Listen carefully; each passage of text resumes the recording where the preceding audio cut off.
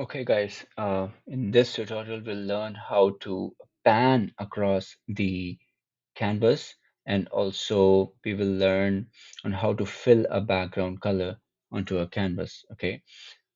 So if you have noticed here right on top the name of the file, it says untitled one, which is I've not given a name to the file, and uh, this is at 77.6% zoom, and it's on layer one. So what does that mean? Which means that this particular canvas is on layer one right here, and it's on the layers panel. You can see it here. So that's what it's showing here. And that's RGB at 16 bits. And then interestingly, you can see there's a star right at the end of this file name. What does that mean? So the star basically denotes that the file isn't saved. Okay, it's just opened on Photoshop, but it's not saved, which means if you close it and if you select no for saving, then your file is lost. Okay, so this is an indication on that the file is not saved. And even if you have saved it, okay, if you made some changes and you've saved it, uh, then the star will disappear. But the moment you make more changes, the star will reappear, which means that you have made changes and then it's not saved. So always have a look at the file name right here to see if you actually saved the documents.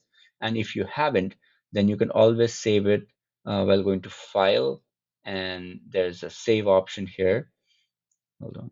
File and save. So that way it will save the document. Okay. Now, how do you pan across this particular canvas? Let's say I want to move to the left and right or the top and down. Okay. So Photoshop gives us these bars at the corner. Okay. You can click and drag them. So that way you can go up and down, or you can click and drag it left and right to go to horizontal side of the canvas. Okay, so this is one way of scrolling or panning across the canvas. Another efficient way to do that is by pressing spacebar. And as soon as you press the spacebar, this icon of the mouse pointer changes to a hand, and then you can just click and just drag across the screen to position this canvas wherever you want on the screen. Okay, so this is efficient because you can place it wherever you want to, whereas using the scroll bars is okay, but it's not always efficient because you'll have to move your pointer away from the graphic and it'll take time. So this is an very important way or an efficient way to do it using the space bar. Okay. Now let's say I want to fill a background color on this particular canvas. How do I do that? So a couple of ways you can do that. Okay. So to understand background color or fill, you need to put your eyes here on these two boxes.